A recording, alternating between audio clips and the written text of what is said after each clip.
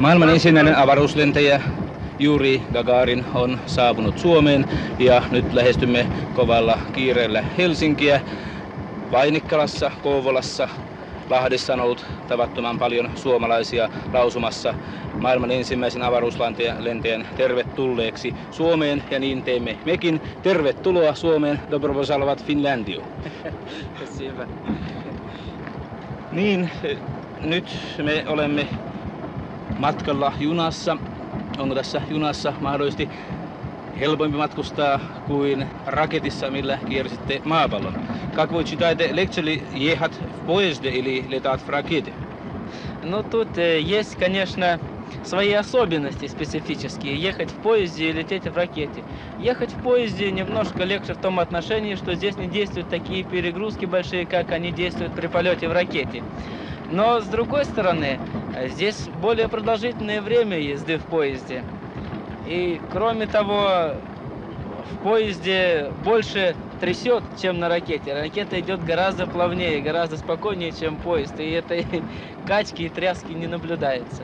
Majuri Gagarin kertoo, että tässä on omat erikoisuudet. Kun lentää tuolla korkealla avaruudessa, niin siellä on omat painovaikutteet, jotka vaikuttavat lennon aikana ja tekevät sen hiukan raskaammaksi. Tässä junassa taas, kun matkustaa, tällaiset tekijät eivät ole vaikuttamassa, mutta kun menemme junassa eteenpäin, niin tämä hytkyttää ja heiluttelee, jota ei tunne lainkaan raketissa, kun sillä lentää. Mutta myöskin on se poikkeus, että raketti kulkee huomattavasti nopeammin kuin juna. Kun te istuitte hytissänne tuolla raketissa, niin ja raketin moottorit alkoivat toimia, niin mitä te silloin oikein ajattelitte? О чем вы думали в то время, когда заработали моторы вашей ракеты? Когда были включены двигатели ракеты, то начался активный участок выведения на орбиту корабля-спутника. В это время нужно было выполнять большую напряженную программу полета. И все мои мысли и думы были направлены на то, чтобы как лучше ее выполнить, как правильно выполнить эту программу полета, чтобы получить как можно больше данных от этого космического полета. Но, естественно, уже на лирические размышления времени осталось очень мало, некогда было об этом думать. Niin, Juri Gagarin kertoi, että silloin kun ne istui tuolla ylhäällä raketin hytissä, niin silloin oli kaikki huomio kiinnitettävä tähän lentoon, tarkkailtava kaikkia mittareita ja kojeita ja valmistauduttava siihen, että ne tiedot, mitkä hän tuota matkaltaan tuo, ovat mahdollisimman tarkkoja ja selviä ja täydellisiä, ja silloin on ollut oikeastaan aikaa tuollaisiin lyyrillisiin ajatuksiin. Kun me nyt matkustamme tällä junalla kohti Helsinkiä ja näemme tuolla tuon kauniin sinisen taivaan, niin näyttääkö tuo taivas täältä junasta katsottuna mahdollisesti kauniimmalta kuin sieltä ylhäältä katsottuna? Сейчас, когда мы едем в поезде и вы видите небо, что скажете, небо отсюда красивее или сверху? Мы привыкли к тому, что небо имеет голубой цвет. Мы воспеваем это небо в своих песнях, этот цвет неба, в стихах. Полны лирики, стихи, когда пишут о небе, когда поют песни о небе. Но в космосе небо имеет совершенно другой, непривычный для нас цвет, черный цвет. И он так несколько непривычен для нашего глаза. Но, может быть, когда мы будем летать дальше к другим планетам, может быть, даже когда будем летать в другие звездные миры, в это время нам понравится больше, чем голубой и черный цвет неба, так как мы привыкнем к нему. А пока оно, конечно, приятнее, когда голубое. Niin majuri Gagarin kertoo, että täältä katsottuna taivas on tavattoman kaunis. Se kaunis taivas, johon me olemme tottuneet, ja tuosta taivaasta on kirjoitettu kauniita runoja. Siitä on sävelletty lauluja ja siitä puhutaan kirjallisuudessa. Kun katsoo taivasta korkealla avaruudessa, se on aivan toisen värinen, sellainen, johon me emme ole tottuneet. Se on tumman musta, mutta voi olla, että joskus tulevaisuudessa, kun me lennämme pitemmälle, tuo taivas voi olla siellä kauniimpikin.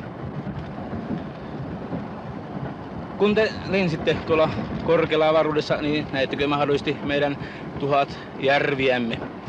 Скажите, когда вы летели в космосе, видели вы наши тысячи озер? К сожалению, мой путь, орбита космического корабля проходила не над Финляндией. И, к сожалению, я не мог видеть тысячи озер, которыми богата ваша страна.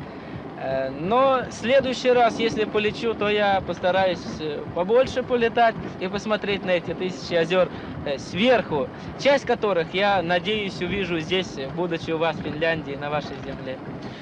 Niin majuri Gagarin kertoo, että valitettavasti hänen rakettinsa reitti ei kulkenut Suomen yli, eikä hän voinut nähdä meidän tuhansia järviämme, mutta toivottavasti tulevaisuudessa, kun hän lentää jälleen avaruudessa, silloin matka kulkee Suomen yli ja hän näkee nämä järvet. Mutta nythän hänellä on erittäin hyvä tilaisuus tutustua meidän maahamme ja hän näkee, kun hän on kiertokäynnillä täällä, nämä järvet, lausui majuri Gagarin.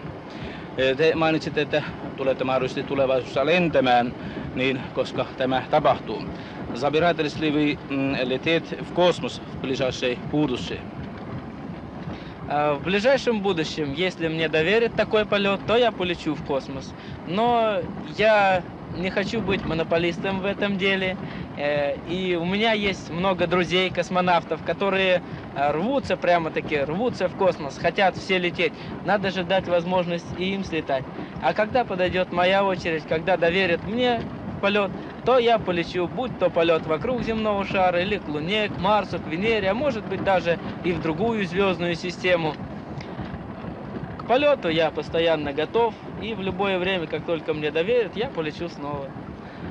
Niin saimme kuulla, että hän on aina valmis lähtemään uudelle matkalle, kun tämä tehtävä hänelle luotetaan, mutta hän kertoi myöskin, että hän ei halua olla mikään monopolisti avaruuslennossa ja sanoi, että Neuvostoliitossa on paljon avaruuslentäjiä, jotka ovat valmiina lähtemään kiertämään meidän maamme ja lentämään myöskin pitemmälle Kuuhun, Marsiin, Venukseen ja mahdollisesti jopa toiseen aurinkokuntaankin, mutta silloin kun tämä tehtävä hänellä annetaan, hän on valmis ja hän on jatkuvasti myöskin siihen valmistautunut. No teidän vaimonne ja molemmat tyttärenne he jäivät sinne Moskovaan ja kuinka he voivat siellä?